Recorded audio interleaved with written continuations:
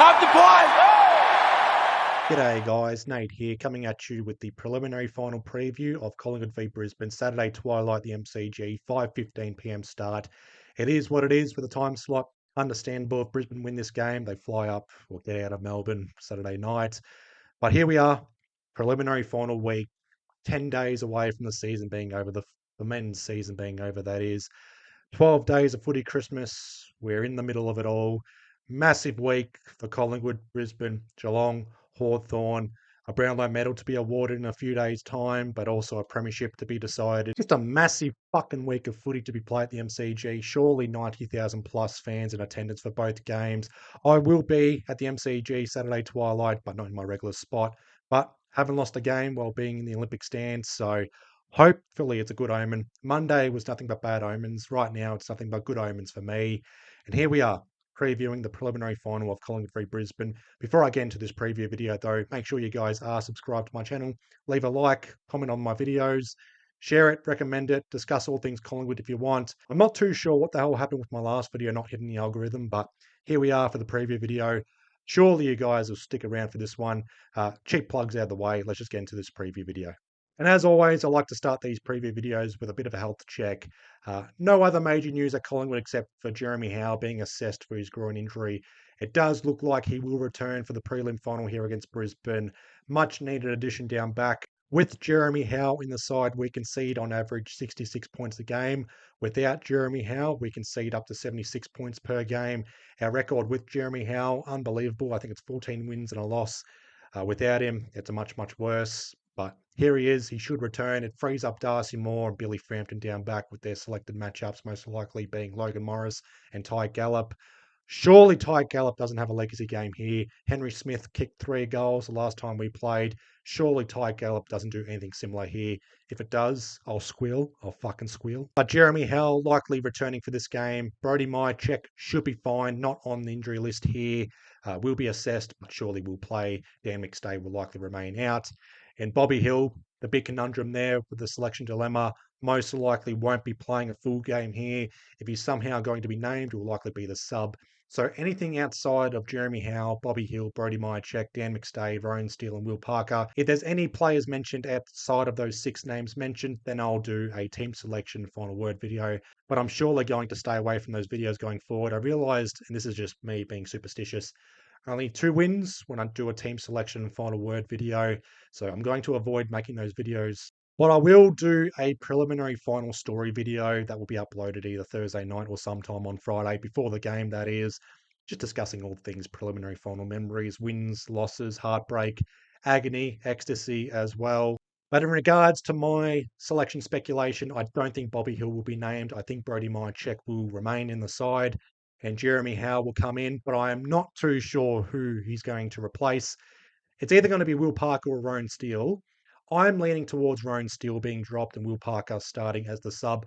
I do think Will Parker's more versatile as a player. He can go down back, play in the midfield, be the connector. I like him playing that connector role in the VFL, and hopefully it comes to fruition on the MCG here. Comes on final quarter, gets that delivery outside of defensive 50, looks up the ground, scans the field, able to find a target up forward, preferably Patrick Lipinski in the forward half, going inside 50, and the rest should be history. So for me, Jeremy Howe returns, replaces Rowan Steele, and Will Parker for me will be the sub. No Bobby Hill, no Dan McStay, maybe Bobby Hill and Rowan Steele, the emergencies. And just comparing the pair for Collingwood and Brisbane, I said a few weeks ago for these future Compare the Pair segments, I won't be doing league rankings and comparisons there. Just going to be comparing our average stats compared to Brisbane's averages. Brisbane, the slightly better side on average for points for, averaging 89.4 points a game compared to Collingwood's 86.25. We are a better side defensively. Again, with Jeremy Howe, we concede 66 points a game. Without Jeremy Howe, we concede up to 76 points a game. Brisbane plus 20 on average for disposals, plus 4 for contested possessions, plus 4 for clearances, slightly better around stoppages compared to centre clearances. We're plus 9 for tackles. Brisbane plus 16 for marks. Collingwood averages more contested marks a game. Brisbane plus 3 for inside 50s. Collingwood better for marks inside 50. +1 for tackles inside 50, +3 for intercepts, less turnovers as well. Brisbane slightly better with the rebound 50s. Surprisingly, we're a more accurate side compared to Brisbane. We haven't had a game or a final since 2023 where a team's kicked themselves out of contention. We're overdue for a team to kick themselves out of a game and out of premiership contention and out of finals as well. I've just jinxed it, so I'm expecting, and my bold call is the winner of this game will be because the losing side kicks themselves out of it for the inaccuracy. Goal efficiency, both teams under 25%, Collingwood 23.3% to Brisbane 22.8%. Much, much better earlier in the season. It's gone backwards for both sides, Collingwood in particular. So whoever scores above 25% for goal efficiency. So 60 inside 50s would lead to 15 goals. Whoever has better goal efficiency, more inside 50s as well, clearly, compared to both sides, will win this game. Shot efficiency, 50% to Collingwood, 49.5% to Brisbane. Pretty good, pretty standard for two sides in the preliminary final for top four teams. And disposal efficiency, 71.8% to Brisbane, 72.4%. The thing that sticks out for Brisbane here, and this was clear in the last time we played them, was Brisbane love to possess the footy and they love to chop and change around in their back half. And if they don't switch it from the left side to the right side or can't go forward straight away, they just love to possess the footy. And I think that's their goal, their overall game plan here against Collingwood, particularly if it's going to be a close game. Just possess the footy, don't allow the opposition to get the footy at all. And one thing to notice here for Brisbane, if they can't switch it left and they can't switch it right, they will take the risk and go down the middle, and they don't bomb it long either. They'll bomb it long to a contest, but it's not a big pack or congregation involved.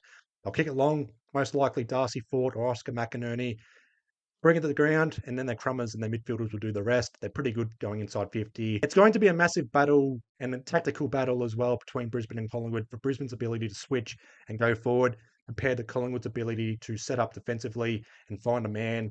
That will be the point of difference in this game for me, discarding, well, I'll talk more about the midfield battle a little bit later, but Brisbane's ability to switch and go forward and be professional going forward compared to Collingwood's ability to set up defensively and find a man and be accountable for their man.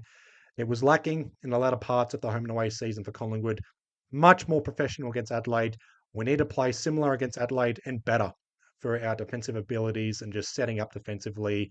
That fly trap defensive zone is what's needed here against Brisbane. And also a challenge for Brisbane. They're playing on the MCG. They've got a much better record at the MCG in the past two seasons, but their ability to switch and set up forward, how's that going to work on the MCG? 90,000 plus against Collingwood, the best defensive side in the competition. Should be a massive battle. Just looking at the recent history, Brisbane lead the overall head-to-head, 24 wins, 19 losses. The head-to-head at the MCG, surprisingly, is in Brisbane's favour, 8 wins, 7 losses. Brisbane have won more away games compared to home games since the start of 2024. Now, just to elaborate on that, Brisbane have played 52 games since the start of 2024, 16 wins, 8 losses, 24 games at the Gabba, 19 wins, 2 draws, 7 losses away from the Gabba, 66% win-loss ratio record, the percentage at the Gabba, slightly better away from the Gabba, so they can win anywhere, they can win on the road, as evident in their finals run last year, 3 wins on the road, GWS, Geelong, and Sydney. So they're capable of doing this again. Another thing as well, for why I'm not a fan of Saturday twilight games, Collingwood is 2 wins, 6 losses in Saturday twilight games under Craig McRae. 1 win, 4 losses at the MCG in Saturday twilight games. The last time we played a Saturday twilight game in the MCG was ironically against Brisbane, late 2024, and we won. Doesn't bring fond memories, Saturday twilight games. We've had 2 upsetting or embarrassing losses to Hawthorn in that time.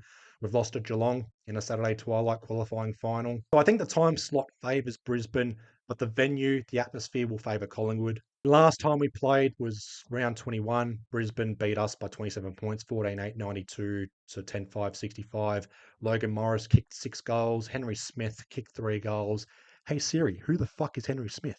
And Brisbane's midfielders ran rampant over Collingwood's midfielders. Ned Long only had 9 disposals and 7 tackles. He was sticking out like a sore thumb here. But I will make mention of the last time we played Brisbane, because in that game, we had Charlie Dean, Will Hoskin-Elliott, Dan McStay, Oleg Markov, and Bobby Hill. This time around, we'll have Billy Frampton, Bo McCreary, Mason Cox, Will Parker, Rowan Steele in the mix, and obviously big point of difference here in terms of an individual coming in will be Jeremy Howe. And for Brisbane, the last time we played, they had Lockie Neal, Eric Hipwood, and Henry Smith. This time around, Ty Loman, Oscar McInerney, and Ty Gallup coming in for those three players. So this feels similar to our matchup in the 2023 grand final where we lost to Brisbane by 4 goals in the second last round of 2023. A lot of players out for Collingwood side compared to Brisbane. We headed into that 2023 grand final, much more full strength side there. This time around, much more full strength side here for Collingwood compared to Brisbane. No Lockie Neal, massive for the midfield here. This game will be won and lost in the midfield as well. Brisbane typically win games through accumulating disposals and contested possessions and also overall clearances. So if we can stop Brisbane's ability to possess the footy, win the clearances, win the contested possessions, and apply the pressure as well, Brisbane will be able to withstand the pressure for 4 quarters. We'll apply the heat and the pressure early on. Just also mentioning the finals history, and this is where the meat and the potatoes of this rivalry comes to fruition.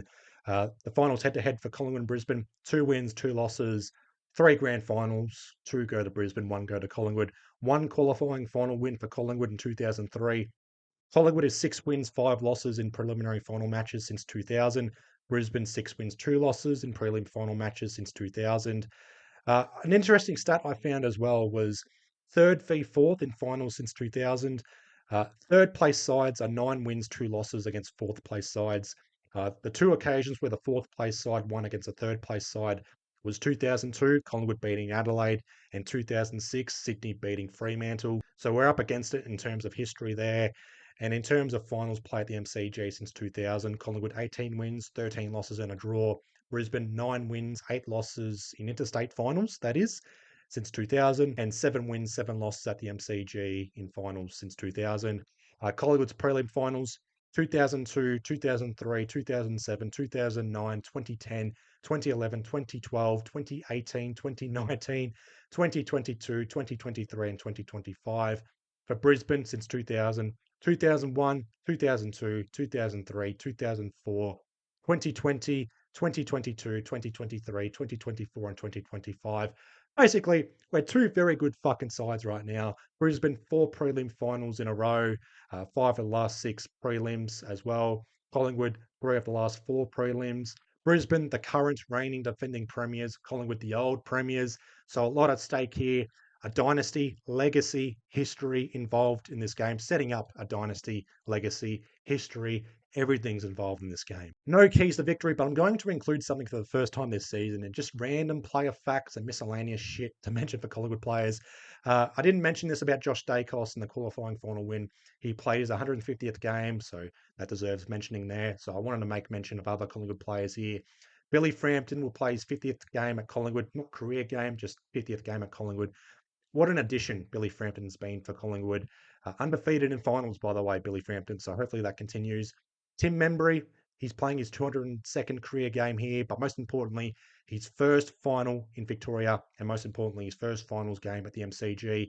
Massive story there for him. He was meant to play the 2023 elimination final. Personal reasons and mental health wasn't to be for him back then. Scott Pendlebury will surpass Tom Hawkins and go outright 4th for most career finals played, 33. Steele Sidebottom will play his 28th career final, surpassing Harry Collier. Pendlebury and Sidebottom will both play their 9th prelim final each. Other player mentions, Lockie Schultz playing his first career preliminary final. Ned Long and possibly Rowan Steele and Will Parker both playing their first final in Victoria and also the MCG. Harry Perryman will play his 5th final at the MCG throughout his career. Dan Houston playing his 9th career final, his first final in Victoria, and most importantly, the MCG. So we've got our own players playing under the brightest lights in their careers. Brisbane have a few youngsters that could be caught under the microscope, under the bright lights of the MCG preliminary final. So this is going to be a very interesting battle for both sides. This feels more even compared to Geelong and Hawthorn, but I do think Collingwood will be the slight favourites. Recent history would suggest Brisbane, they've gone over the MCG hoodoo, they're the reigning premiers, they've got the more experienced players here compared to us in terms of finals history. But Brisbane do have the youngsters, and I do worry about Brisbane's youngsters that could be a little bit flat for this sort of game. They are battered, they are bruised, they do have the longest injury list in terms of the best 23 compared to Collingwood, Geelong and Hawthorn here. And can they replicate their run from last year here? That's to be seen. We are the slight favourites here. If we're going to win this game, we need to win this game very early. Darcy Cameron, Mason Cox should match up well against Oscar McInerney and Darcy Fort. Our forward 50 entries need to be accurate. We need Myercheck and Tim Membry kicking goals here. Tim Membry hasn't kicked a goal in the last 2 games. Myercheck has only kicked 1 goal in his last 3 games, so they both need to lift for this game. Jamie Elliott can't do it every week without Dan McStay. Schultz, McCreary need to bring the forward 50 pressure. Jordan De Goey needs to continue his fine form. He's hit peak form. Cherry ripe now. Harped on about this with opposition clubs latter part of the home and away season where they were cherry ripe hitting peak form. Now it's us. We're hitting peak form. We've got players cherry ripe for this game. And if we can go 50-50 or outright win the midfield battle here, it'll go a long way to betting Brisbane. They will likely tag or play a run with roll with Nick Dacos, whether that's Jared Berry or Josh Dunkley. If it's Jared Berry on Nick Dacos, then Josh Dunkley will play a run with roll on Jordan De Goey, i.e. the 2023 grand final, or Josh Dunkley plays that run with roll on Nick Dacos, and Jared Berry plays a run with roll on Jordan De Goey. But wait and see on the individual matchups. We've got to avoid Harris Andrews intercepting everything down back. And also just our defensive abilities. We can't allow Logan Morris and Ty Gallup, 2 young key forwards, to have a field day against Darcy Moore and Billy Frampton. Jeremy Howe coming in should be able to intercept everything. A big watch on Jeremy Howe. Hasn't played a full game in 3 months. The last full game he played was against West Coast. He was subbed out late third quarter against Carlton, and it's been downhill for him ever since. No Bobby Hill, hasn't played a full game in 3 months AFL level. So massive risk to play both of these players here. But it's all to watch this space for selection speculation and whatnot. I'll do a preliminary final story video for Thursday night or Friday morning, just making a brief mention of our team selections. But if there's anything major for team selections or a shock call or anything like that, then I'll do a separate video for that. But that is all for this preliminary final preview video of Collingwood v Brisbane for Saturday twilight, the MCG. I'll leave you guys all to it. Nervous, anxious, looking forward to it. I'll leave you guys all to it. Hoping you guys have had a good week so far. Be well, stay safe. Magpies out.